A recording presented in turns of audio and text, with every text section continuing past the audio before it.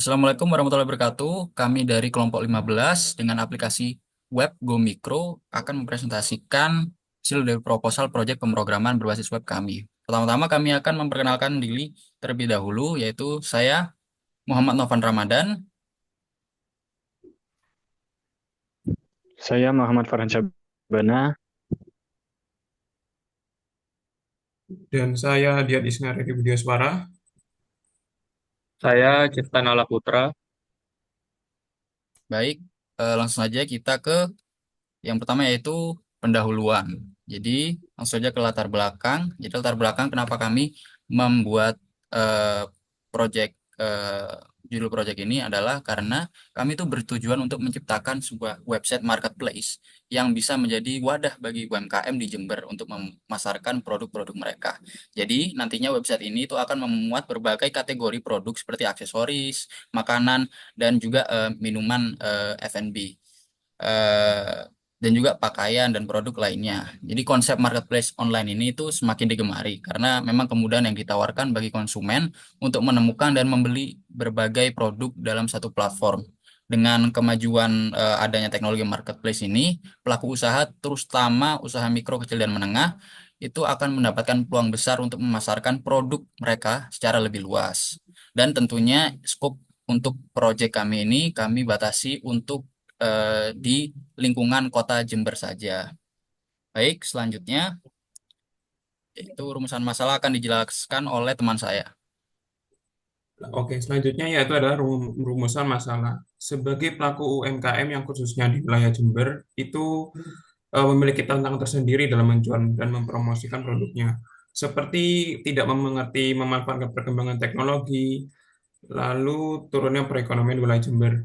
Jadinya masalah ini tuh memicu sebuah pertanyaan yang penting untuk dijawab, yaitu bagaimana pelaku UMKM ini bisa memperluas jangkauan penjualan produknya secara efektif dan efisien dengan memanfaatkan perkembangan teknologi informasi agar meningkatkan perekonomian di Kota Jember. Oke, lalu selanjutnya bagian tujuan akan dijelaskan oleh teman saya.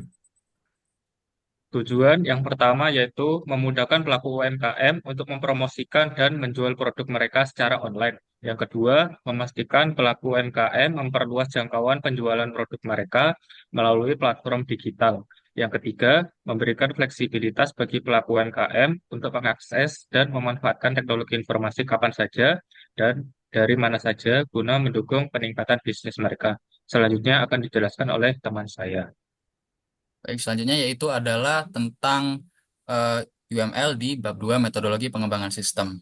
Jadi UML ini adalah UML use case diagram. Pertama apa sih use case diagram itu? Use case diagram itu berasal dari kata Unified Modeling Language use case. Jadi ini adalah sebuah diagram yang digunakan untuk menggambarkan interaksi antara pengguna dengan sistem untuk mencapai tujuan tertentu. Jadi diagram ini itu menunjukkan bagaimana sistem itu berfungsi dari sudut pandang pengguna dari setiap aktor tersebut. Dan di proyek kami ini kami mendapati 3 aktor yang ada di dalam aplikasi website kami. Dan ini tuh membantu untuk memahami dan memvisualisasikan kebutuhan fungsional dari sebuah sistem perangkat lunak. Baik, langsung saja kita ke use case diagram, yaitu yang pertama, di sini user itu dapat register, dan yang dapat register itu hanya 2 user saja, yaitu pertama customer dan juga merchant. Selanjutnya, user juga dapat login, dan dalam tahap login ini, semua aktor itu dapat melakukan login. Jadi dari customer, merchant, dan juga admin dapat melakukan login. Selanjutnya, itu ada view, products, and juga details. Di view products and details ini yang dapat mengakses atau yang hanya perlu mengakses fungsi ini yaitu customer saja. Ini sebenarnya adalah ada di page dashboard dan juga details untuk lebih jelasnya. Selanjutnya ada access products card. Dan di sini di tahapan access products card ini yang hanya membutuhkan akses dari use case ini hanyalah customer saja. Selanjutnya ada make purchase, ini juga hanya dibutuhkan oleh customer. Selanjutnya ada filter products by kategori, ini dibutuhkan oleh customer saja dan digunakan untuk memfilter ya, memfilter products berdasarkan kategori yang sudah kami tentukan. Selanjutnya di sini ada search products. Di search products ini yang membutuhkan juga hanya customer saja untuk mencari produk yang ada dalam marketplace kami.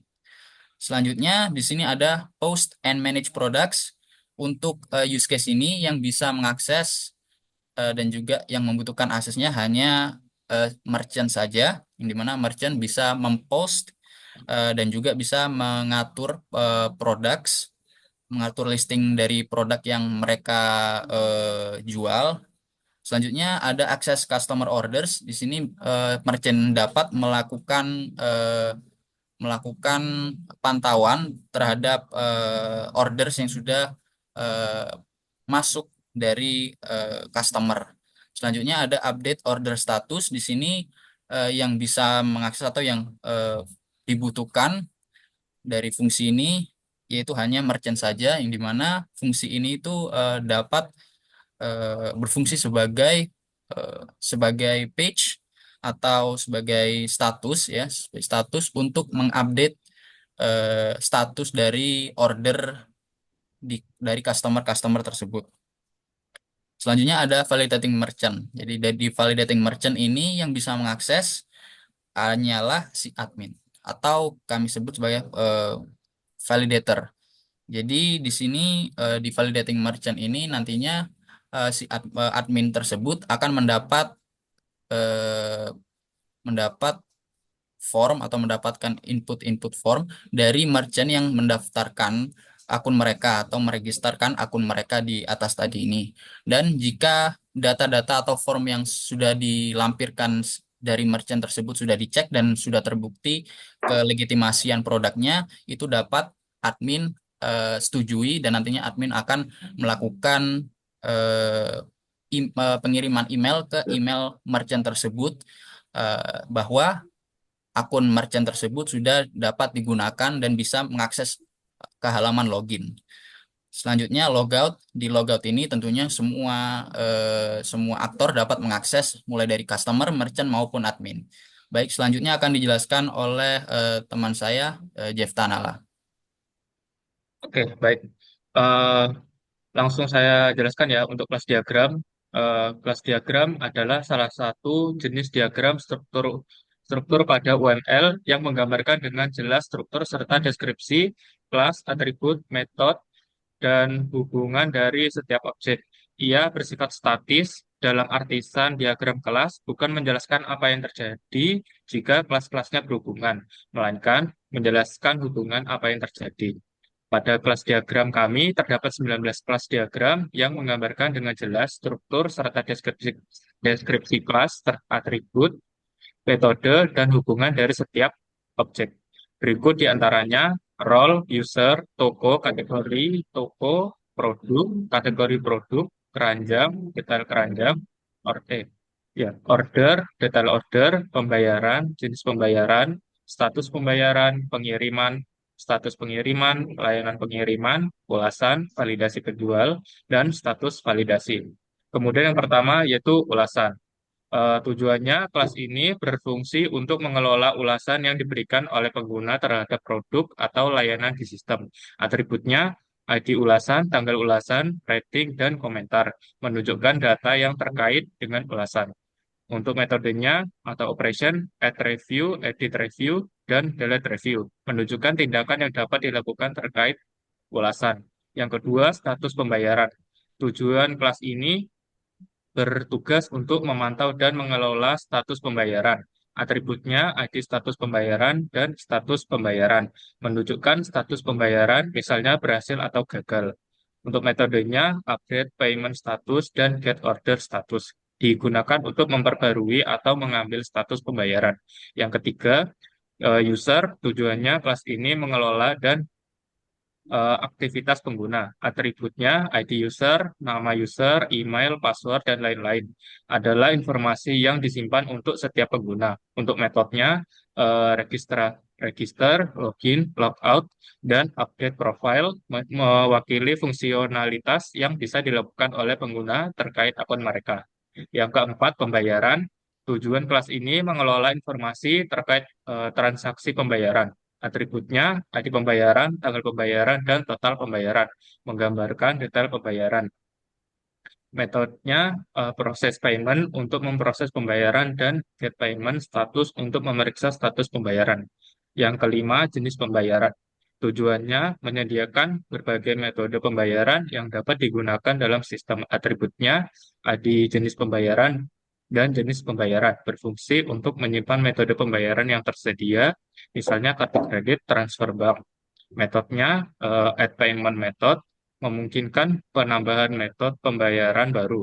Yang keenam, tujuan kelas ini mewakili transaksi pembelian yang dilakukan oleh pengguna atribut.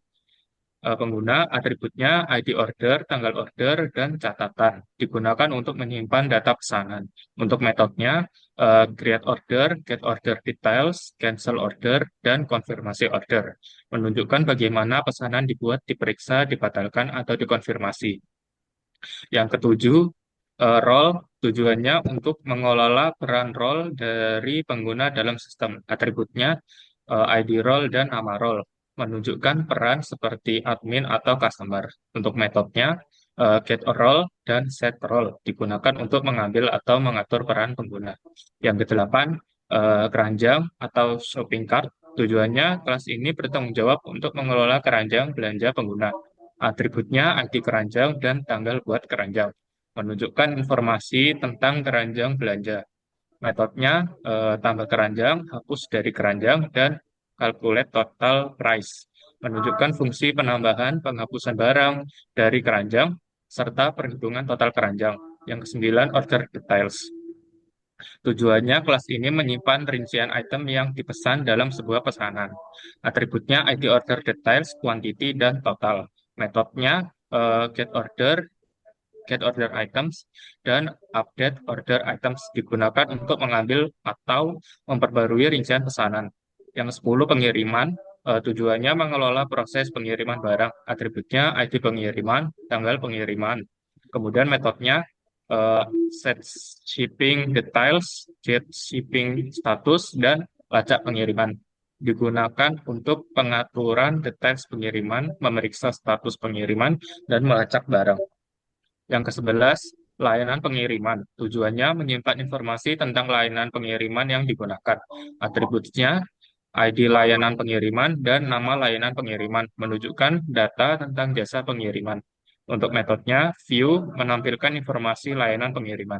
Yang ke-12, kategori toko. Tujuannya, kelas ini mengelola kategori yang ada di dalam toko. Atributnya ID kategori toko dan nama kategori toko, menunjukkan kategori-kategori toko. Metodenya add kategori, edit kategori, dan delete kategori. Gunakan untuk menambah, mengedit, atau menghapus kategori toko. Tujuan yang ke-13, toko. Tujuannya mengelola dan data toko yang ada di sistem. Atributnya ID toko, nama toko, alamat toko, dan deskripsi toko. Metodenya buat toko, edit toko, dan hapus toko. Mengelola pembuatan, pengeditan, dan penghapusan toko. Yang ke-14, detail keranjang. Tujuannya kelas ini mencatat rincian dari produk yang ada dalam keranjang. Atributnya ID detail keranjang dan quantity. Untuk metodenya, tambah keranjang, tambah barang ke keranjang, hapus barang keranjang, dan hapus keranjang. Digunakan untuk menambah, menghapus produk, atau menghapus keranjang. Yang ke-15, produk. Tujuannya mengelola informasi produk yang tersedia dalam sistem.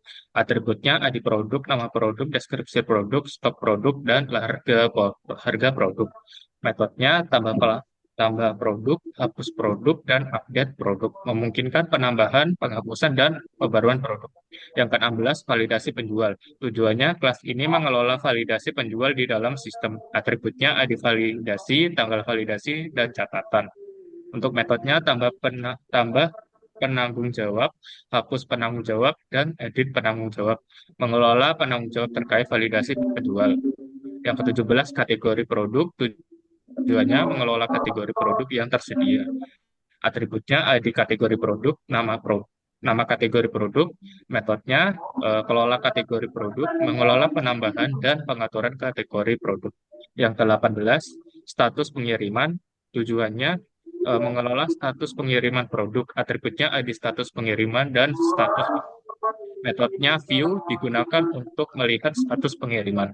19, status validasi. Tujuannya kelas ini bertujuan untuk menyimpan status validasi penjual, atributnya ID status validasi, dan status validasi. Untuk metodenya, view menampilkan status validasi penjual. Selanjutnya akan dijelaskan oleh teman saya. Baik, selanjutnya saya akan menjelaskan relasi-relasi yang ditemukan pada kelas diagram, yakni sebagai berikut. Yang pertama, antara kelas role dan kelas user yang memiliki relasi one to many. Jadi, maksudnya di sini tuh setiap user memiliki satu role yang menentukan otoritas atau hak aksesnya. Semisal, apakah mereka admin, penjual, atau pembeli. Namun, satu role itu hanya bisa dimiliki oleh banyak user. Lalu yang selanjutnya ada kelas user dan kelas order yang memiliki relasi one to many. Maksudnya, setiap user bisa membuat banyak order, tetapi setiap order hanya terikat dengan satu user. Yang selanjutnya yaitu adalah kelas user dengan kelas keranjang memiliki relasi one to one. Jadinya, setiap user itu memiliki satu keranjang untuk menyimpan produk sebelum mereka melakukan pesanan. Dan keranjang hanya dimiliki oleh satu user. Selanjutnya, ada relasi antara kelas keranjang dan kelas detail keranjang yang memiliki relasi one to many. Jadi keranjang itu bisa berisi banyak detail keranjang yang merupakan daftar produk yang dipilih. Nah, jika keranjang dihapus, maka semua detail keranjang yang ada di keranjang tersebut akan dihapus juga. Lalu yang selanjutnya adalah kelas produk dengan detail keranjang, memiliki relasi one to many. Jadi setiap detail keranjang itu berisi satu produk dengan jumlah tertentu. Tetapi satu produk itu bisa ada di beberapa detail keranjang. Semisal ada pengguna B itu berbeda, itu bisa memiliki atau memilih produk yang sama. Maksudnya yaitu adalah relasi order dengan detail order, relasi one to many. Jadi setiap order itu terdiri dari satu atau lebih detail order. Nah, jika order dihapus, maka semua detail order yang terkait dengan order tersebut itu juga dihapus. Yang selanjutnya relasi antara kelas produk dengan detail produk dengan relasi one to many. Jadi setiap detail order yang terkait dengan satu produk, namun satu produk bisa berada di banyak detail order yang berbeda. Selanjutnya yaitu adalah relasi dengan order dengan pembayaran one to one. Jadi setiap order itu biasanya hanya memiliki satu bayaran yang terkait dengannya. Dan setiap pembayaran juga hanya terkait dengan satu order. Yang selanjutnya yaitu kelas jenis pembayaran dengan kelas pembayaran dengan relasi one to many. Jadi di sini setiap pembayaran itu menggunakan hanya satu jenis pembayaran, semisal beli QRIS atau beli mobil banking dan lain-lain. Namun satu jenis pembayaran itu hanya bisa digunakan oleh banyak pembayaran. Selanjutnya yaitu status pembayaran dengan jenis relasi one to many. Jadi setiap pembayaran itu memiliki satu status pembayaran. Namun satu status pembayaran bisa dimiliki oleh banyak pembayaran. Semisal ada status berhasil dan status gagal. Lalu yang selanjutnya adalah relasi antara dan kelas pengiriman dengan relasi pengiriman. Jadi setiap order memiliki satu pengiriman, serta satu pengiriman itu terkait dengan hanya satu order. Lalu selanjutnya adalah relasi antara kelas pelayanan pengiriman dengan kelas pengiriman dengan jenis relasi one to many. Jadi setiap pengiriman itu dilakukan oleh satu layanan pengirim. Namun satu layanan pengirim bisa melakukan banyak pengiriman. Selanjutnya ada relasi antara kelas status pengiriman dengan pengiriman one to many. Jadi setiap pengiriman itu memiliki status pengiriman seperti kayak dikirim ataupun telah diterima. Namun status pengiriman itu hanya bisa digunakan oleh banyak pengiriman. Selanjutnya ada relasi antara kelas toko dan kelas produk dengan relasi one to many. Jadi satu toko itu bisa memiliki banyak produk, namun satu produk itu dimiliki oleh satu toko. Lalu selanjutnya adalah relasi antara kelas kategori produk dengan produk one to many. Jadi setiap produk itu masuk dalam satu kategori produk, namun satu kategori produk bisa mencakup banyak produk. Selanjutnya relasi antara kategori toko dengan toko atau dengan relasi one to many. Jadi setiap toko masuk dalam satu kategori toko. Namun satu kategori toko itu bisa berisi atau mencakup banyak toko. Selanjutnya ada relasi antara kelas user dengan kelas ulasan dengan jenis relationship one to many. Jadi setiap user itu bisa memberikan banyak atau lebih dari satu ulasan. Tetapi satu ulasan hanya ditulis atau dimiliki oleh satu user. Lalu selanjutnya ada kelas produk dengan berrelasi dengan kelas ulasan dengan jenis relasi one to many. Jadi setiap ulasan itu terkait dengan satu produk, namun satu produk bisa memiliki banyak ulasan. Lalu yang selanjutnya adalah relasi antara validasi penjualan dengan relasi kelas toko dengan relasi one to one. Jadi setiap validasi penjual dilakukan oleh satu toko dan sebaliknya, satu toko hanya memiliki satu proses validasi penjual. Yang selanjutnya yaitu adalah relasi antara kelas status validasi dengan validasi penjual dengan relasi jenis relasi one to many. Jadi setiap validasi penjual itu pasti memiliki satu status validasi. Namun satu status validasi juga bisa dimiliki oleh banyak proses validasi penjual. Oke, yang selanjutnya yaitu adalah bagian ARD yang akan dijelaskan oleh teman saya, Farhan.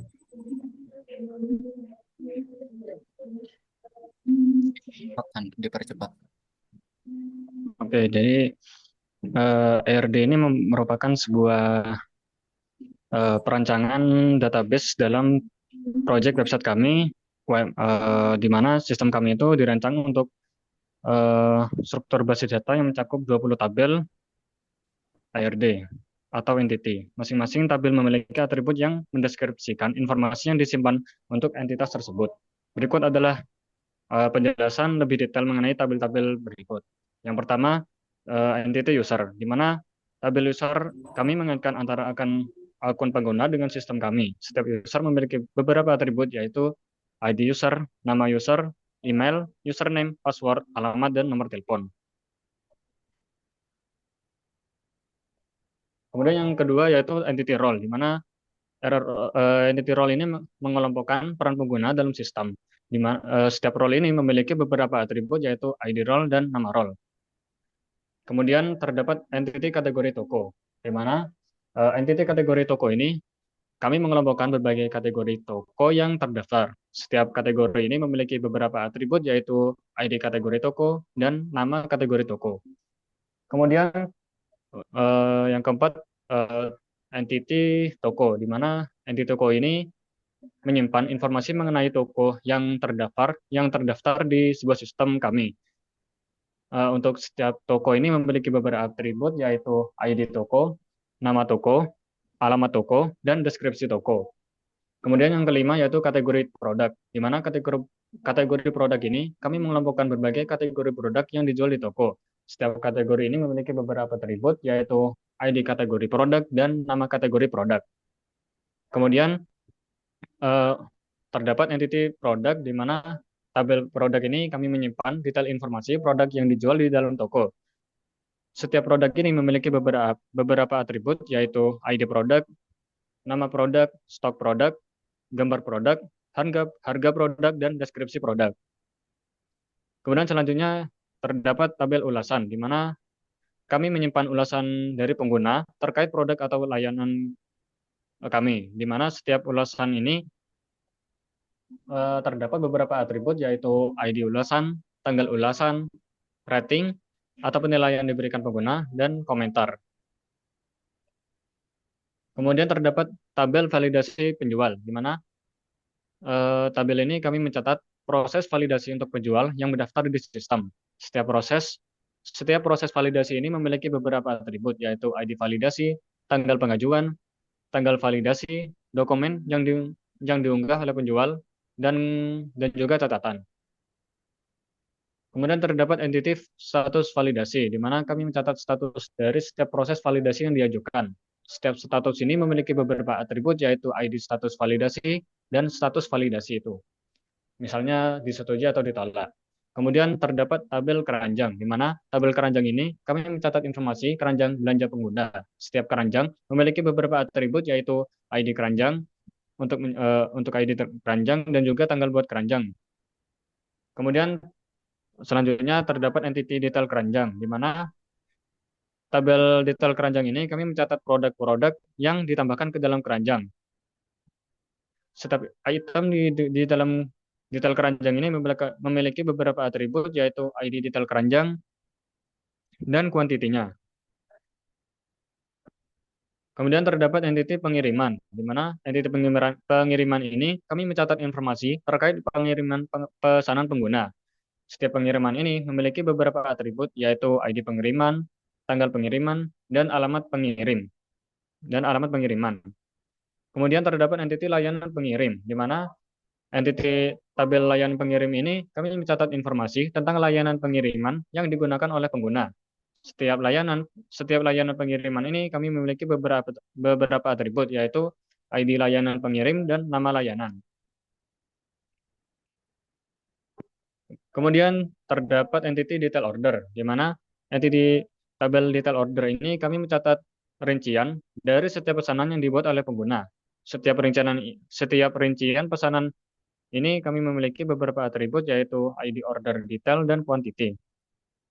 Kemudian terdapat entity status pengiriman, di mana dari tabel ini kami mencatat status dari pengiriman pesanan. Dari tabel status pengiriman ini kami memiliki beberapa atribut, yaitu ID status pengiriman dan status pengiriman, misalnya dikirim atau dalam proses. Kemudian selanjutnya terdapat entity order, di mana tabel order ini kami mencatat informasi pesanan yang dibuat oleh pengguna. Setiap pesanan ini terdapat beberapa atribut, yaitu ID order, tanggal order, dan catatan dari pengguna terkait pesanan. Kemudian selanjutnya terdapat entity status order, di mana pada tabel status order ini kami mencatat status dari setiap pesanan. Setiap status order ini memiliki beberapa atribut, yaitu ID status order dan status order, misalnya pending atau belum selesai. Kemudian selanjutnya terdapat entity pembayaran, di mana pada tabel pembayaran ini kami mencatat informasi pembayaran yang dilakukan oleh pengguna dalam setiap pesanan. Setiap pembayaran ini terdapat beberapa atribut, yaitu ID pembayaran, tanggal pembayaran, dan total pembayaran. Kemudian selanjutnya status pembayaran ini kami mencatat status dari setiap pembayaran yang dilakukan oleh pengguna. Setiap status ini memiliki beberapa atribut, yaitu ID status pembayaran dan status pembayaran. Kemudian terdapat untuk yang terakhir, terdapat entity jenis pembayaran, di mana pada tabel jenis pembayaran ini kami mencatat jenis-jenis metode pembayaran yang digunakan dalam sistem. Setiap jenis pembayaran memiliki beberapa atribut, yaitu ID jenis pembayaran dan jenis pembayaran, misalnya kartu kredit atau transfer bank. Baik, mungkin presentasi dari kami kelompok 15, yaitu aplikasi marketplace UMKM yang bernama Go Mikro